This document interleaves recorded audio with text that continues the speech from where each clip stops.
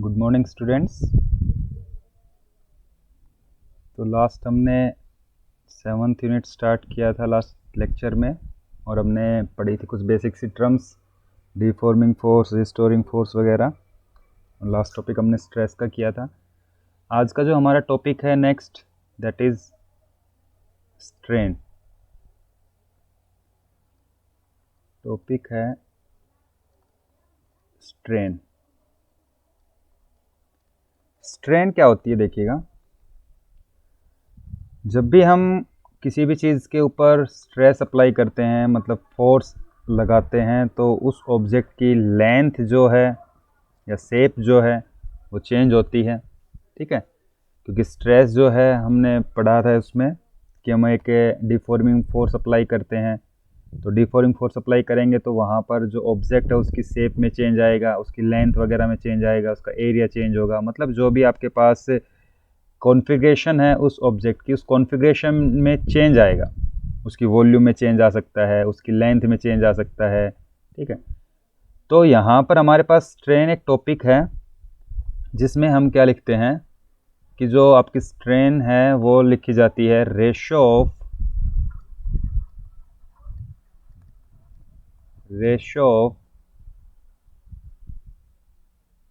Change in configuration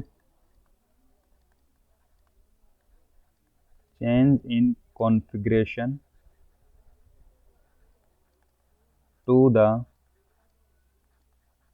original configuration.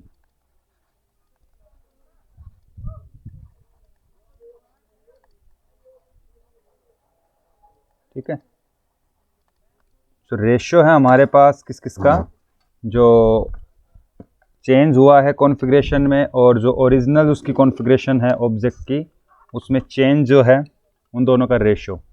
तो जो strain है, स्ट्रेन का जो फॉर्मूला होगा हमारे पास, that is equal to change in configuration,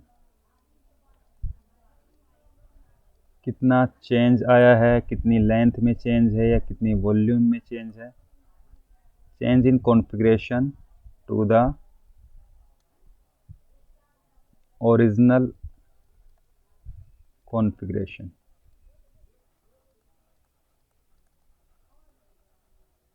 ठीक है, तो ये हमारे पास स्ट्रेन का फॉर्मूला होता है।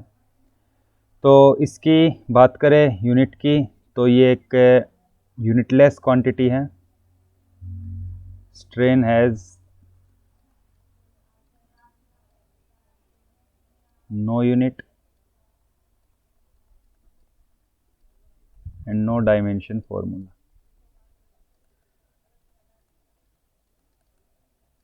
कोई यूनिट नहीं है इसकी, कोई डायमेंशन फॉर्मूला नहीं है। क्यों नहीं है? क्योंकि यहाँ पर जो रेशियो है हमारे पास ये सेम उसका है। अगर मान लो लेंथ में चेंज आती है तो चेंज इन लेंथ अपॉन में ओरिजिनल लेंथ, अगर चेंज इन वॉल्यूम है अपॉन में ओरिजिनल वॉल्यूम, तो सेम क्वांटिटी है। तो सेम क्वांटिटी है दोनों ऊपर नीचे, तो जब डिवाइड करेंगे यूनिट्स को तो आपके पास कोई भी यूनिट उसकी नहीं मिलेगी और ना ही उसका कोई डायमेंशन फॉर्मूला होगा। तो ये है हमारे पास स्ट्रेन। इसके बाद में जो है हमारा topic, that is types of strain. कितनी तरह की स्ट्रेन होती है, जैसे हमने स्ट्रेस के टाइप्स पढ़े थे, सिमिलरली आपके पास स्ट्रेन के टाइप्स जो हैं, तो कितनी तरह की स्ट्रेन होती है। तो फर्स्ट है हमारे पास longitudinal strain. Longitudinal strain, longitudinal strain क्या होती है देखिए। तो जो लॉन्गिट्यूडनल स्ट्रेन है, longitudinal strain, that is equal to change in length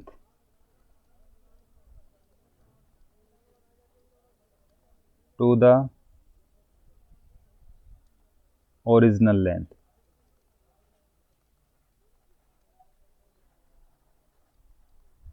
ठीक है, तो लॉन्गिट्यूडनल स्ट्रेन क्या होती है कि हमारे पास कोई ऑब्जेक्ट है और अगर हम उस ऑब्जेक्ट की लेंथ को बढ़ाएं, कि मान लो हमने एक ऑब्जेक्ट लिया कोई हमने रबड़ लिया, तो कोई आपके पास एक वायर है, मान लो इस तरीके से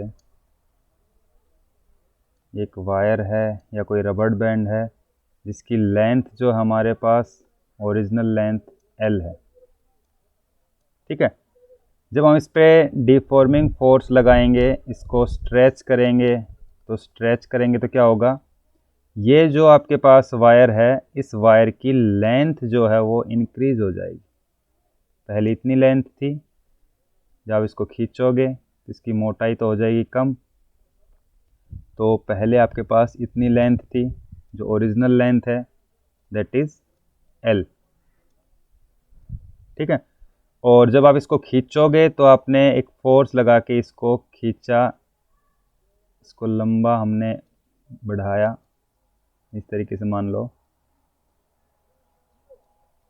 तो ये जो है दिस इज़ डेल्टा L, जो कि चेंज आया है।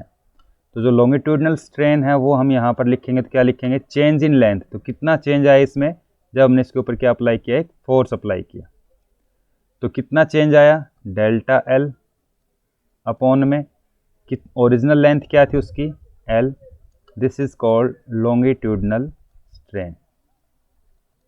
ये आपके पास लॉन्गिट्यूडनल स्ट्रेन का फॉर्मूला होगा। ठीक है, चेंज इन लेंथ अपॉन में original length is called longitudinal strain. Clear. तो यहाँ पर हमने जो है वो लेंथ चेंज होगी ऑब्जेक्ट की जब हम फोर्स अप्लाई करेंगे, तो that strain is called longitudinal strain. Second है volumetric strain. Volumetric strain, if there is change in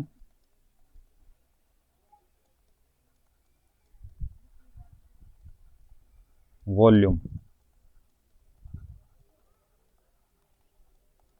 तो वॉल्यूम में चेंज होगा किस तरीके से, जैसे हमारे पास एक कोई ऑब्जेक्ट है, ठीक है, इसकी वॉल्यूम है V। हमने इस पे फोर्स लगाया इस डायरेक्शन में, इस डायरेक्शन में, इस डायरेक्शन में, इस डायरेक्शन में, इस तरीके से हमने यहाँ पे क्या किया, एक फोर्स अप्लाई किया। ठीक है, जब हम फोर्स लगाएंगे तो यहाँ पर क्या होगा, ये जो वॉल्यूम थी, ये वॉल्यूम आपके पास फोर्स की वजह से क्या हो जाएगी, इंक्रीज हो जाएगी, बढ़ जाएगी। यहाँ पर इस तरीके से मान लो इसकी ये जो वॉल्यूम है, ये वॉल्यूम इंक्रीज हो गई। तो वॉल्यूम में जो इंक्रीज आया, ये मान लिया कितना है, डेल्टा V। अगर वॉल्यूम इंक्रीज होगी तो यहाँ पर जो वॉल्यूम है वो इंक्रीज होगी, तो जो चेंज आएगा delta V, that is positive. ठीक है, और अगर हमारे पास किसी ऑब्जेक्ट की वॉल्यूम डिक्रीज होती है, कोई ऑब्जेक्ट है जिसकी इनिशियल वॉल्यूम V है, जब हमने उसके ऊपर फोर्स अप्लाई किया, तो फोर्स अप्लाई किया हमने ऐसे, उसको हम कंप्रेस कर रहे हैं, इस तरीके से हमने एक फोर्स अप्लाई किया। तो फोर्स लगाने से कंप्रेशन जो होगा उसकी वजह से वॉल्यूम जो है वो आपके पास चेंज होगी। चेंज होके मान लो अब जो वॉल्यूम है वो आपकी कम हो गई उस ऑब्जेक्ट की, तो यहाँ पर मान लो आपके पास अब जो वॉल्यूम है वो वॉल्यूम ये हो गई। ठीक है, तो ये कितना चेंज आया, ये चेंज माइनस में होगा डेल्टा V। तो यदि वॉल्यूम डिक्रीज होगी, वॉल्यूम डिक्रीज होगी, तो जो चेंज आएगा delta V, that is negative. तो वॉल्यूमेट्रिक स्ट्रेन क्या होती है कि जब भी किसी भी ऑब्जेक्ट की वॉल्यूम में चेंज आएगा, तो वॉल्यूम में जो चेंज आएगा, तो वॉल्यूम में चेंज आने से हमारे पास जो फॉर्मूला हम लिखेंगे यहाँ पर क्या होगा, तो वॉल्यूमेट्रिक जो स्ट्रेन है वॉल्यूमेट्रिक स्ट्रेन जो है that is equal to change in volume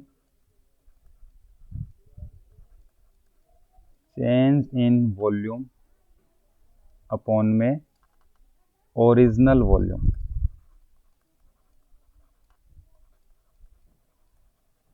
clear? तो वॉल्यूमेट्रिक स्ट्रेन जो आएगा कितना आएगा, चेंज इन वॉल्यूम। तो वॉल्यूम कितना चेंज आया है, अगर पॉजिटिव चेंज है डेल्टा वी अपॉन में वी,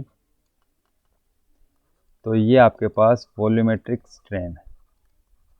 ठीक है, अगर इंक्रीज हो रही है वॉल्यूम तो वॉल्यूमेट्रिक स्ट्रेन जो है वो हमारे पास पॉजिटिव आएगी, या आपके पास क्या लिख सकते हो, माइनस डेल्टा वी अपॉन में वी। दोनों केसेस हमने लिखे हैं यहाँ पर कि अगर ऑब्जेक्ट की वॉल्यूम इंक्रीज होती है तो डेल्टा वी जो है पॉजिटिव आएगा, अगर वॉल्यूम डिक्रीज होती है तो डेल्टा वी नेगेटिव आएगा। तो वॉल्यूमेट्रिक स्ट्रेन पॉजिटिव भी हो सकती है, नेगेटिव भी हो सकती है। यूनिट की बात करें, कोई यूनिट नहीं होती स्ट्रेन की, हम ऑलरेडी पढ़ चुके हैं। तो अगर किसी भी ऑब्जेक्ट की वॉल्यूम में चेंज आएगा तो कितना चेंज आया है वॉल्यूम में, अपॉन में ओरिजिनल। और अगर किसी भी ऑब्जेक्ट की length of an object change,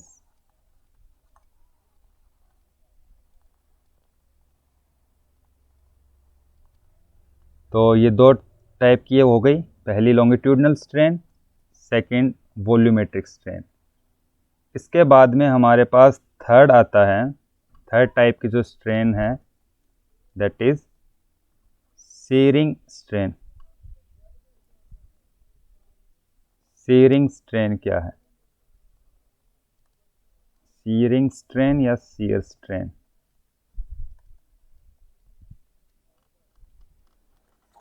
shearing strain क्या होती है, देखिए यदि हमारे पास एक ऑब्जेक्ट है कुछ इस तरीके का, मान लो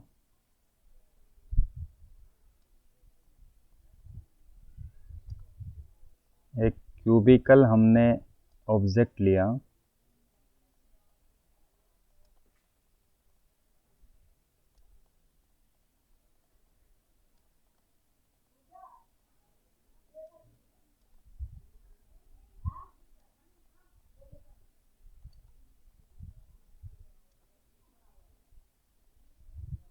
ठीक है, ये हमारे पास एक क्यूबिकल ऑब्जेक्ट है, मान लो इसका एक जो सरफेस है नीचे वाला फिक्स्ड है,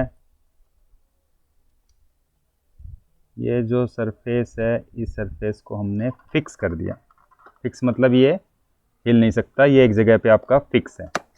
तो हमारे पास अगर हम इस ऑब्जेक्ट के ऊपर वाले सरफेस पर टेंजेंशियली कोई फोर्स अप्लाई करते हैं, जो कि टेंजेंशियल आपके पास हमने फोर्स अप्लाई किया, तो होगा क्या, यहाँ पर कल भी हमने पढ़ा था कि इसका ये वाला जो सरफेस है, ये वाला सरफेस इधर आ जाएगा।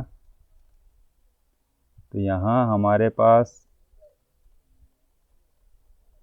ये वाला जो सरफेस है इधर, और ये वाला जो सरफेस आपका आगे की तरफ,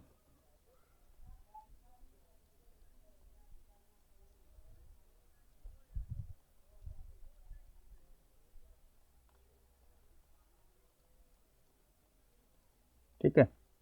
तो यहाँ जो है एंगल बनेगा थीटा थीटा थीटा थीटा, ठीक है। तो ये जो है हमारे पास अगर कोई ऑब्जेक्ट है, उस ऑब्जेक्ट का हमने एक सरफेस है वो फिक्स कर दिया और उसके ऊपर टेंजेंशियली जो है इस डायरेक्शन में हमने एक फोर्स अप्लाई किया, तो यहाँ उसके जो शेप है उस शेप में चेंज आएगा। कुछ इस तरीके से हमने इस डायरेक्शन में फोर्स लगाया है, तो यहाँ हमारे पास जो ये एंगल है थीटा, ये कितना एंगल बनेगा, तो यहाँ इस स्ट्रेन को हम बोलते हैं शीयरिंग स्ट्रेन। तो यहाँ पर जो अगर मान लो इसकी जो लेंथ है क्यूबिकल है, हर साइड की जो लेंथ ब्रेथ हाइट सब कुछ L है, ये भी आपके पास L है, और ये जो शिफ्ट हुई है इसकी ये साइड यहाँ से यहाँ तक, ये आपके पास डेल्टा L है। ठीक है, तो यहाँ पर हम जो शेयरिंग स्ट्रेन है, shearing strain that is equal to theta, और थीटा के लिए हम यहाँ पे निकालते हैं tan थीटा। ठीक है, तो शेयरिंग स्ट्रेन क्या होगा, इफ फोर्स इज अप्लाइड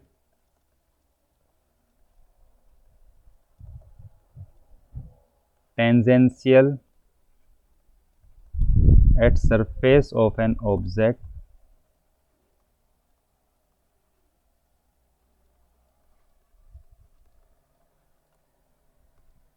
तो हमारे पास जो शेयरिंग स्ट्रेन होगी theta that is equal to tan theta.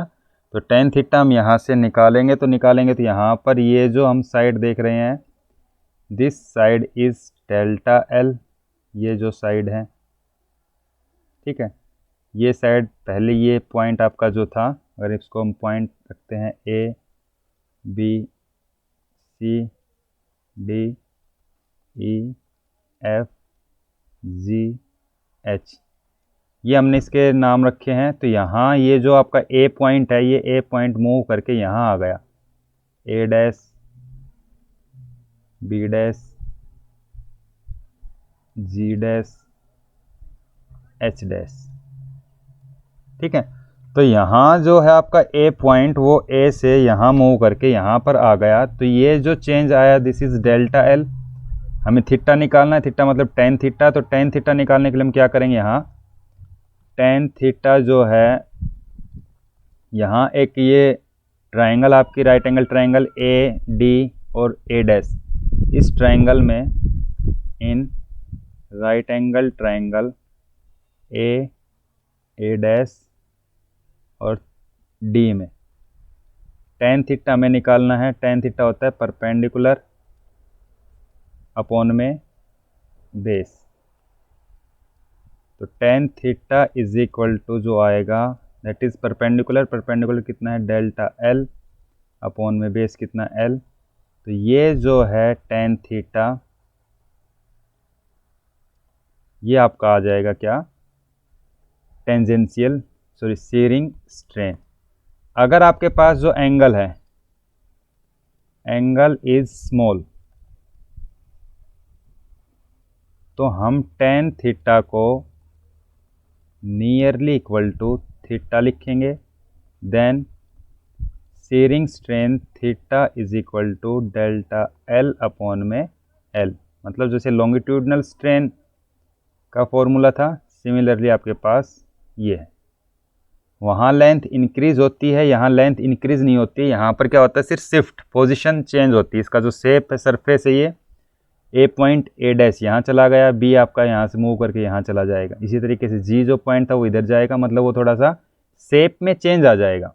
ठीक है, तो यहाँ पे आपके पास कितना वो सरफेस जो है, ऊपर वाला जो सरफेस कितने एंगल पे मूव कर रहा है, कितना अपनी मीन पोजीशन जो उसकी एक्चुअल पोजीशन थी उससे कितना दूर हुआ है, तो वहाँ उस एंगल को निकालते हैं हम एज ए शेयरिंग स्ट्रेन। तो ये हमारे पास जो है शेयरिंग स्ट्रेन आएगा। ओके, और उसके बाद में जो है हमारे पास नेक्स्ट टॉपिक है इलास्टिक लिमिट। इलास्टिक लिमिट क्या होती है, तो इलास्टिक लिमिट क्या होती है, देखिए अब हमारे पास क्या है कि कोई भी इलास्टिक बॉडी है, मतलब एक ऐसा ऑब्जेक्ट है जिसको हम खींचते हैं, उस पर डिफॉर्मिंग फोर्स लगाते हैं, और जैसे ही डिफॉर्मिंग फोर्स को हमने हटाया, क्या होता है, वो ऑब्जेक्ट जो है वो दोबारा से अपनी पोजीशन को, जो एक्चुअल शेप थी, एक्चुअल साइज़ था, उसको दोबारा से रिगेन करता है, वो जो है एक्चुअल उसकी। तो ऐसा हमने कोई ऑब्जेक्ट लिया, उसके ऊपर हम जब डिफॉर्मिंग फोर्स लगाएंगे तो उसकी जो लेंथ है, मतलब उसकी जो शेप है, जो साइज़ है, उसमें चेंज आएगा। तो एक मैक्सिमम लिमिट होती है, एक मैक्सिमम स्ट्रेस की जो लिमिट होती है, मतलब उसके ऊपर हम फोर्स लगाते हैं तो एक लिमिट होती है मैक्सिमम। अगर उस लिमिट तक तो अगर हमने फोर्स लगाया तो वो ऑब्जेक्ट, अगर वहाँ फोर्स को हम हटा देते हैं उस लिमिट तक, तो वो ऑब्जेक्ट दोबारा से अपनी ओरिजिनल पोजीशन पे, ओरिजिनल शेप में आ जाएगा। लेकिन अगर हमने उस लिमिट से ज़्यादा फोर्स अप्लाई किया तो क्या होगा, वो ऑब्जेक्ट दोबारा से अपनी ओरिजिनल शेप में, ओरिजिनल साइज़ में नहीं आ पाएगा।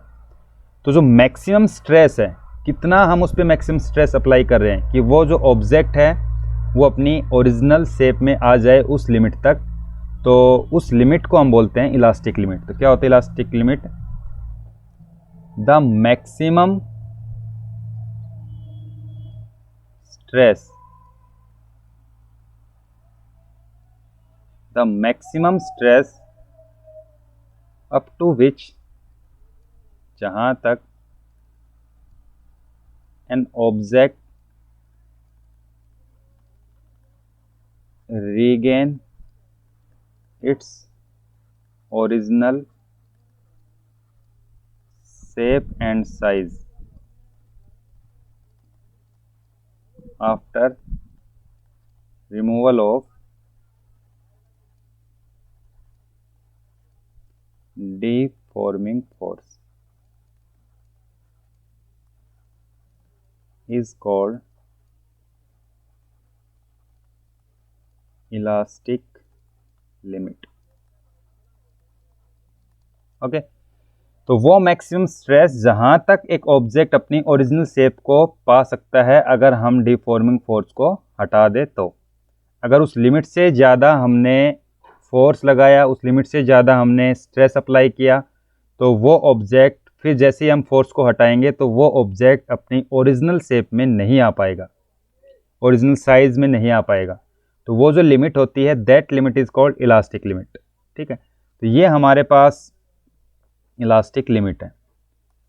तो हमने आज पढ़ा कि स्ट्रेन क्या होती है। तो strain ratio of change in configuration to the original configuration, कि जैसे ही हम उसके ऊपर स्ट्रेस अप्लाई करेंगे या फोर्स लगाएंगे तो वो ऑब्जेक्ट जो है उसकी कॉन्फ़िगरेशन में चेंज आएगा। तो कितना चेंज आएगा कॉन्फ़िगरेशन में, वो अपॉन में ओरिजिनल कॉन्फ़िगरेशन। स्ट्रेन का कोई भी यूनिट नहीं होती है, स्ट्रेन का कोई भी डायमेंशन फॉर्मूला नहीं होता है। एक डायमेंशनलेस क्वांटिटी है और यूनिटलेस क्वांटिटी है, क्योंकि ये जो रेशियो है ये दोनों आपके पास सेम चीज़ों का रेशियो है। फिर हमने स्ट्रेन के टाइप्स पढ़ा। तो पहला जो है लॉन्गिट्यूडनल स्ट्रेन, कि अगर किसी ऑब्जेक्ट के ऊपर हम फोर्स अप्लाई करें और उसकी लेंथ जो है वो इंक्रीज़ हो जाए या लेंथ में चेंज आए, तो लेंथ में कितना चेंज आएगा, तो चेंज इन लेंथ अपॉन में original length, that is called longitudinal strain. दूसरा है वॉल्यूमेट्रिक स्ट्रेन, कि अगर हम फोर्स लगाएं और उसकी वॉल्यूम में चेंज आए तो कितना वॉल्यूम में चेंज आएगा, that is called volumetric strain. Volume में चेंज, वॉल्यूम इंक्रीज भी हो सकती है, वॉल्यूम डिक्रीज भी हो सकती है। अगर इंक्रीज होगी तो जो चेंज आएगा वो पॉजिटिव आएगा, तो वॉल्यूमेट्रिक स्ट्रेन पॉजिटिव आएगी। अगर हम फोर्स लगा रहे हैं और उसकी जो वॉल्यूम है वो डिक्रीज हो रही है, मतलब उसको कंप्रेस कर रहे हैं, तो वहाँ पर जो चेंज आएगा वो क्या आएगा, नेगेटिव आएगा, तो वॉल्यूमेट्रिक स्ट्रेन आपकी नेगेटिव आएगी। तीसरा हमने पढ़ा शेयरिंग स्ट्रेन, कि एक ऑब्जेक्ट है जब उसके ऊपर हम टेंजेंशियल फोर्स लगा रहे हैं उसके एक सरफेस को फिक्स रखकर, जैसे इस डायग्राम में नीचे वाला जो सरफेस वो फिक्स है और ऊपर वाला जो सरफेस है उस पर हमने टेंजेंशियल डायरेक्शन में एक फोर्स लगाया, जिसकी वजह से उस ऑब्जेक्ट की शेप जो है चेंज हो जाएगी, मतलब उसकी जो साइड्स हैं वो शिफ्ट हो जाएंगी साइड में। तो कितना वो मूव कर रही है, उसका जो सरफेस है उसके दो सरफेस कितने एंगल पे जो है मूव किया, तो वो जो एंगल है उस एंगल को हम फाइंड आउट करेंगे, तो वो कहलाएगी शेयरिंग स्ट्रेन। ठीक है, और फिर लास्ट हमने किया इलास्टिक लिमिट।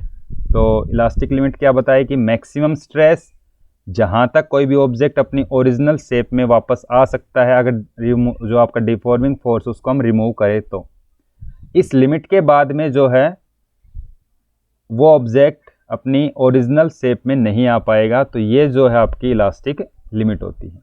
क्लियर? तो ये हमारे पास हो जाएगा। तो इसके अंदर आपको ये करना है। कल फिर हम हुक्सला और मॉडुलस इलास्टिसिटी इनके बारे में डिस्कस करेंगे। तो आज के लिए आपका बस यही टॉपिक है, स्ट्रेन पढ़नी है आपको। और इलास्टिक लिमिट। तो अगला जो टॉपिक्स आएंगे, अगर ये जो टॉपिक्स हमने किए हैं, जो अभी तक हमने स्ट्रेस और स्ट्रेन के बारे में पढ़ा है, इलास्टिक लिमिट पढ़ा है, अब इन्हीं टॉपिक्स का यूज़ करके आपके आगे के सारे टॉपिक्स हैं इस चैप्टर में। ये जो आपका सॉलिड से रिलेटेड जो हम पढ़ रहे हैं, अब आगे जो आएगा आपका हुक्स लॉ, उसके अंदर भी यही स्ट्रेन का यूज़ होगा, स्ट्रेस का यूज़ होगा। उससे आगे जो मॉडुलस ऑफ इलास्टिसिटी हम पढ़ेंगे उसके अंदर भी। तो पीछे के जो टॉपिक्स हैं इनको साथ के साथ अपना कवर करते रहें और इनको नोट डाउन करते रहें अपने नोटबुक में, ठीक है। तो ये आपका आज का काम है, इसको वीडियो को देखना अच्छे से और अच्छे से अपना नोट कर लेना, ठीक है।